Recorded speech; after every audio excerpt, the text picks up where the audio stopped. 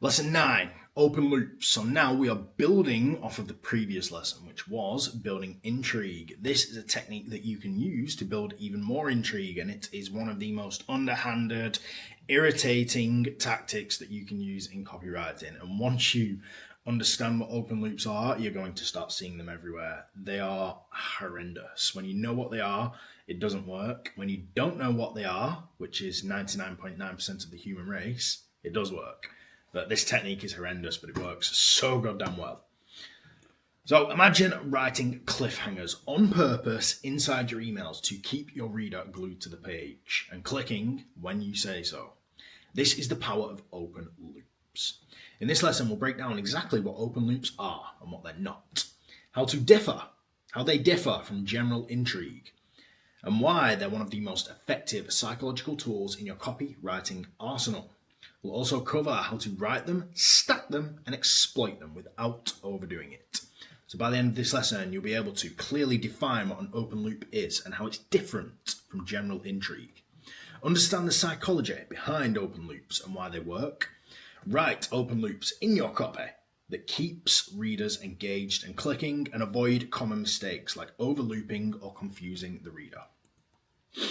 So, I'm going to sneeze in a minute. I'm just warning you. I'm like fighting it off. With all my might, I am fighting off this sneeze, so bear with me. So what is an open loop? An open loop is a deliberately unfinished thought or unresolved statement that triggers psychological tension. Your reader is promised something. You tell them you'll reveal it, but then you just don't reveal it. You just keep pretending that you're going to tell them something, and then you just never tell them. That gap between the promise and the payoff creates mental discomfort, and the only way to relieve that discomfort is to keep reading or to click the link at the end of the email. So if you want someone on your sales page, this is the way to do it. It's not just withholding info, it's the illusion that you're about to deliver, but then you pivot. I'm about to share the secret that helped me triple my income in 90 days. But first, let me tell you about this, and this. This isn't just building intrigue, it's opening a loop and then leaving it dangling and purposefully never revealing the thing you keep pretending you're going to reveal. It's really sleazy, it's really underhanded, but this, trust me, once you know what they are, especially after this lesson, I want you looking out for open loops. They are everywhere. They're in YouTube videos, they're in adverts. Open loops are everywhere, and I want you all to start looking out for them now, because now you know what they are, you're going to start noticing them and understanding that they are literally everywhere, and they're some of the most powerful techniques in the world that you can use. My hair is a mess this morning. So, how open loops are different from intrigue. They're cousins, but not twins. Intrigue is about building curiosity by describing benefits without giving away the method. Open loops are structural. They're the mechanism you use to delay the reveal. You can build intrigue without an open loop. You can also use an open loop on top of intrigue to amplify its effect. I hate this thing that keeps popping up at the bottom. So intrigue is something like, I 10x'd my conversions with this one change. It teases the result, it's got an emotional hook. An open loop after the intrigue would be, and I'm about to tell you how to do it too. But first, this teases the momentum of revelation. It creates narrative tension, and that is what keeps people reading, because if you literally articulate that you are about to tell them to do it, then they have to keep reading if they want to learn how to do it themselves. They have to. And then you just never tell them. You just keep going round and around and around and around in circles and just never telling them what this thing is. And it drives people insane. And the reason it drives people insane is because open loops play on a principle called the Zeigarnik effect, which is our brain's tendency to fixate on unfinished tasks. When something is unresolved, it lingers in our mind like an itch that we need to scratch. And that is why cliffhangers work so well in things like movies and TV shows. It's the Zeigarnik effect. And it works in copywriting too, and it can make you more money. as an entrepreneur. It's a really powerful effect. I love it. So in email, it creates forward momentum. The reader can't stop now because they need closure to the thing that you are promising to tell them. You control the pacing of the reveal, and you increase the chances they'll click on the CTA just to find out what the hell you're talking about. So if you've got a really good sales page, I'm talking like 20% conversion rates, which is unheard of. No one's got a sales page with 20% conversion rates. But just for funny argument's sake, you've got a sales page with 20% conversion rates and you want them on that sales page. This is how you do it. By promising to teach them something and then never teaching them it. It's hilarious. The tension of an open loop must be resolved somewhere. If not the email, then behind the link. But more often than not, I was holding back a yawn then, but more often than not, if you're using these techniques, you want them on the other end of a link. That's the whole point. You're not going to reveal it in the email. It's just counterproductive. So how do you actually write an open loop? There's a few different ways you can do it. I've added 4 different ways here, but to be honest, there is just an unlimited creative number of ways that you can create an open loop. It is literally just pretending to say something and then not saying it. So there's so many different ways that you can do it. Use your creativity, but these are just 4. So the main one that I use, the one that everyone uses, is the but first pivot. So I'm about to show you how I tripled my income in just a moment. But first, here's how I got there. But first, let me show you how David did it as well after he started using my method. And then just never tell them. So the but first pivot. The second one is the big benefit and then shutting down assumptions setup. This company doubled their revenue in 90 days and it didn't change their product, pricing, or sales team. And then you continue telling the story and just never reveal how they doubled their revenue. You just keep going around in circles. The I'm about to tell you delay. I'm about to tell you exactly how I did it, how I went from X to X in just 90 days, and how X did it as well. He's now making da-da-da-da-da-da-da, da-da-da-da-da. And it's also super duper easy to do. And it's actually really safe and there's no risk to you. And you just keep going around in circles and never reveal what it is. I think it's hilarious. I do it all the time. It's brilliant. You just keep going in circles and it works so well. And finally, here's what didn't work, detour. Most companies would have slashed prices or hired consultants, but this company did something different, ... And now they're making da-da-da-da-da-da-da. You get me? So you just never reveal what it is. You just keep pretending that you're going to say it and then just never say it. You're creating the feeling that a reveal is imminent, but you withhold just long enough to force them to take action, which leads me on to how to stack open loops without losing the reader. If you do it a little too much, then it takes the piss and you're not going to get anywhere with it. So you have to find a good balance. So stacking loops can make your copy even stickier as long as you do it right. Bad stacking is just confusing the reader, but good stacking is creating suspense. So here's how you do it. You will open a loop early in the email. I'm going to show you examples as well, like in an actual email, but you will open a loop early in the email. You will interrupt it with another short curiosity burst, like a story, proof, or benefit. Then circle back with a, now, as promised, I'm going to reveal the solution, except you open one final loop to the call to air. All you have to do is click this link to find out.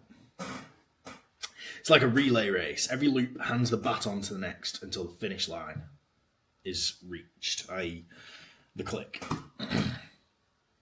So how do you end a loop without killing momentum? Eventually, you must close the loop at some point or redirect to a click. Now, when using this technique, you generally want to close the loop on the other end of a CTA, but even then, the loop doesn't close until money has left the account. So you pretend that you're going to close the loop by getting them to click a link, and then they click on the link and it takes them to a sales page that's got really hard direct response copy, even more open loops, and then they finally get to the end of the 5,000 word long sales page, ready to learn what it is. It's all on this page. Click the link, takes the reader to a sales page with more open loops and direct marketing. Buy now to join my program and learn the secret of online sales. So you still just never tell them. And that's the point of an open loop, and that's how you end up getting the sale from it. You just never ever tell them. Excuse me. They literally have to click a link or purchase a product to find out. And that is an open loop. So Key takeaways. Open loops are promises left unresolved to spark curiosity. They differ from intrigue. They're a mechanism, not just a vibe. They work because of the Zeigarnik effect our brains crave for closure. Write them by teasing the reveal and then pivoting and then just never revealing it. And stack them smartly. Always close the loop somewhere or never. To be honest, it doesn't really matter. Just never close the loop. If you want to close the loop, tell them to buy something. So your task is to write an open loop email using this structure. You want to open with a bold benefit or transformation. You want to tease that you'll reveal how it happened. Pivot into a story, proof, or benefit stacking. Return to the loop, but don't resolve it fully. And then push the call to action to get the answer. That is your task. Make sure you've written that down. I'm now going to show you an example. And I need to think of a random creative niche for you all to write, something that's really difficult. So let's think. Data dashboard spreadsheets. Look for businesses that sell data dashboard spreadsheets, like template Excel spreadsheets for businesses. Do some research on those guys. Make sure, obviously, you fill out your market research template as well and write an email following the structure I just told you for a data dashboard spreadsheet business that sells data dashboard spreadsheets. But for now, let me show you my example. Doubled revenue in just 90 days. One manufacturing company went from struggling to find new customers to doubling their revenue in just 90 days. Their phone started ringing so much they had to hire extra staff just to handle the inquiries. But here's the wild part. They didn't change their product, their prices, or even their sales team. They made one simple adjustment that most business owners completely overlook. Want to know what happened? Most companies in their position would have panicked and started throwing money at random advertising. Some might have slashed prices or hired expensive consultants. This company did something different. They discovered that their biggest competitor was getting 10 times more visibility online, even though their product wasn't as good. The gap was massive, like watching David face Goliath, except Goliath was winning because he had better weapons.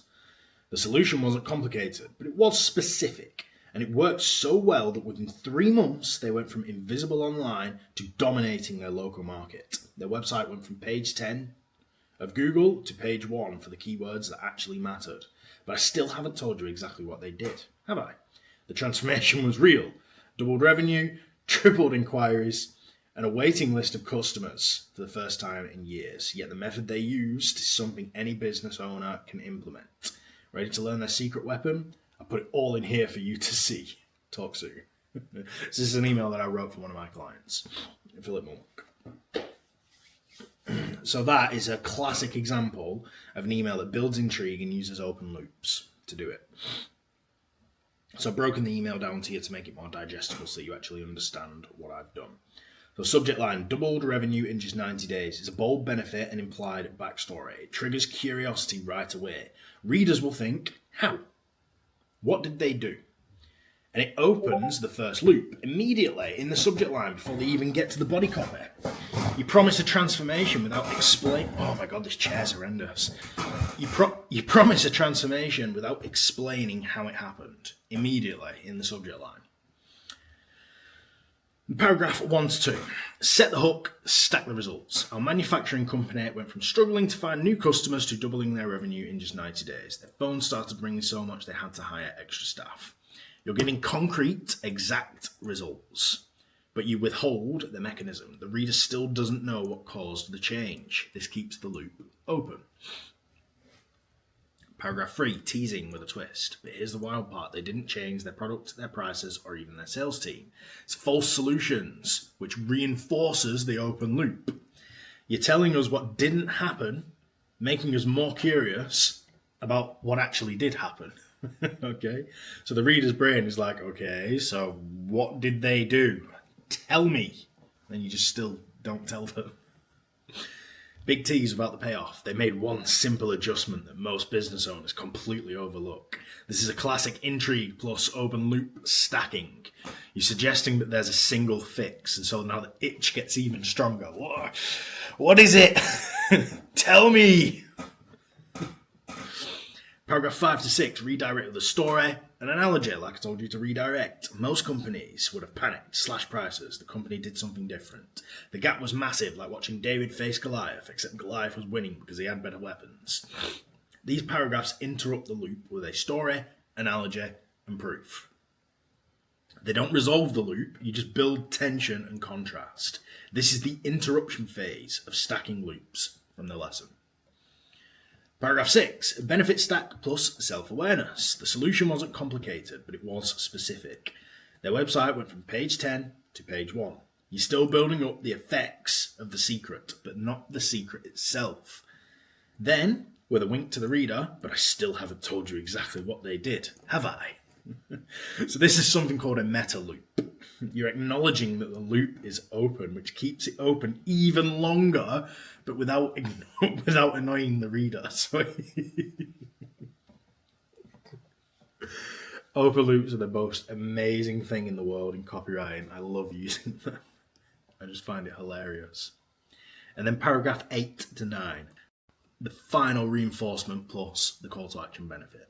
The method they used is something any business owner can implement. Ready to find out their secret weapon? You're promising relatability and utility. This works for you, the reader. And the final open loop push is you can have this too, but you've got to click the link.